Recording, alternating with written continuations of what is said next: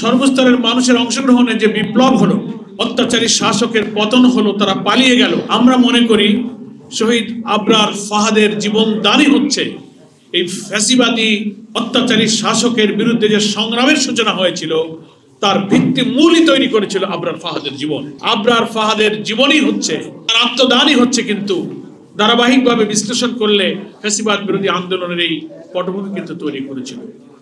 বুয়েটের এত বড় মেধাবী ছাত্র, তার জীবনটা কিভাবে কেড়ে নেওয়া হয়েছে সেই সময়ের পত্রপত্রিকা গণমাধ্যমে আপনারা দেখেছেন। কি তার অপরাধ ছিল?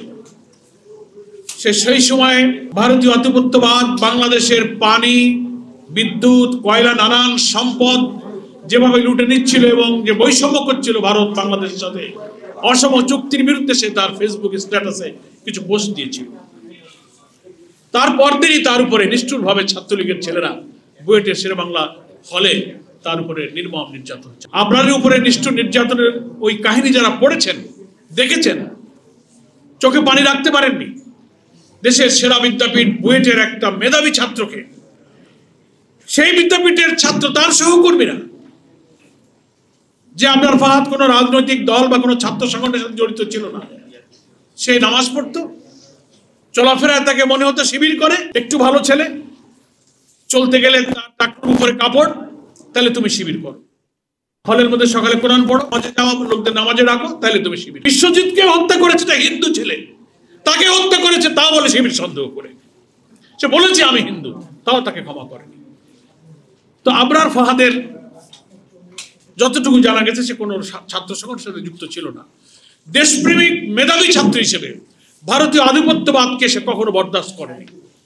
তিস্তার পানি নিয়ে সে লিখেছিল, ফেনী নদী থেকে আমাদের পানি নিয়ে যাবে ভারত, আমাদের গ্যাস নিয়ে যাওয়া।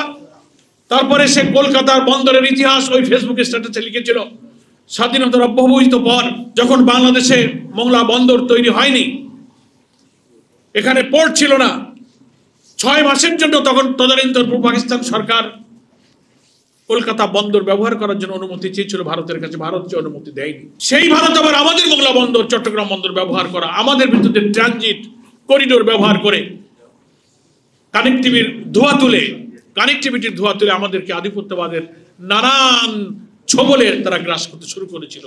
এর বিরুদ্ধে কিন্তু আবরার ফাহাদ সেখানে তার ফেসবুক পোস্ট স্ট্যাটাস দিয়েছিল। এই অপরাধে ছাত্রলীগের লোকেরা তাকে নির্মমভাবে পিটাতে খুব বিরল ইতিহাস, বিরল ঘটনা। বিশ্ববিদ্যালয়ের ক্যাম্পাসে মেধাবী ছাত্ররা, এমন না যে রাস্তার কুলি মাস্তান, বাইরের কোনো পেশাদার খুনি সেখানে আনা হয়েছিল, সব আসামি যাদেরকে আদালতে আইনের আশ্রয় নেওয়া হয়েছে সবার পরিচয় তারা ছিল বুয়েটেরই ছাত্র। তার এই হত্যাকাণ্ড দুটো প্রশ্নের জন্ম দিয়েছে জাতির কাছে। এত নিষ্ঠুর, অমানবিক, পৈশাচিক, নৃশংস খুন করতে পারে কোন মানুষ, তার মধ্যে কোনো মানবতা, মানুষত্ব নেই, তারা পশুত্ব হওয়া ছাড়া তাকে পিটিয়ে নৃশংসতার মধ্য দিয়ে এমনভাবে খুন করেছে, অসহায় নিতর দেহ। কখনো কখনো সে বমি করছিল, সে পানি চাচ্ছিল, তাকে পানি দেয়া হয়। মেধাবী ছাত্রের দেহটা নিথর হয়ে গেল। জাতির কাছে প্রশ্ন উঠেছে যে তাহলে সেরা বিদ্যাপীঠে এদের মেধা, এদের মনন, এদের লেখাপড়া, এদের শিক্ষা, এদের ক্যারেক্টার, এদের ক্যারিয়ারের কি মূল্য আছে? এরা কি মানুষ না পশু? এতে প্রশ্ন ওঠে বাংলাদেশের বিদ্যমান শিক্ষা ব্যবস্থা, যত ঢাকা বিশ্ববিদ্যালয় হোক, বুয়েট হোক, যে কোনো ইউনিভার্সিটি হোক, নৈতিক চরিত্র, ইসলামের সুশিক্ষা ছাড়া কোন সেকুলার শিক্ষা যে মানুষ তৈরি করতে পারে না, পশু তৈরি হয়, তার প্রমাণ হচ্ছে আবরারের নিষ্ঠুর হত্যাকাণ্ড। আবরারের হত্যাকাণ্ডের মধ্য দিয়ে জাতির কাছে আজকে নতুন প্রশ্ন এসেছে, এই শিক্ষা ব্যবস্থা কোনোদিন মানুষ তৈরি করতে পারে না। শিক্ষা প্রতিষ্ঠান, শিক্ষক মানুষ তৈরি করবে যার মধ্যে মোরালিটি থাকবে, চরিত্র থাকবে। শিক্ষার সংজ্ঞা সম্পর্কে ঐতিহাসিকরা বলেছেন, education is the harmonious development of body, mind and soul. তার আত্মার উৎকর্ষতা হবে, মনের উৎকর্ষতা হবে। মন, দেহ এবং আত্মার সমন্বিত উন্নয়নের নামই হচ্ছে শিক্ষা। সেই উন্নয়ন যদি বুয়েটের ছেলেদের হয়ে থাকতো, তারই সহপাঠী, তাদের রুমমেটকে কিভাবে পিটিয়ে তার মায়ের কোলটা সে খালি করে দিল, তারা একটু মায়া লাগলো না। এই জন্য দিবসে মহান আল্লাহ তাআলার কাছে আমরা দোয়া করি, তিনি দেশের জন্য, জাতির জন্য, জাতির আজাদির জন্য, আধিপত্যবাদের হাত থেকে দেশকে মুক্ত করার জন্য তিনি যে সাহসী, অকুতভয়, মৃত্যু ভয়হীন চেতনা নিয়ে যে ফেসবুকে স্ট্যাটাস দিয়েছিল, আল্লাহ তার এই ত্যাগকে যেন শাহাদাতের মর্যাদা দিয়ে কবুল করে নেন।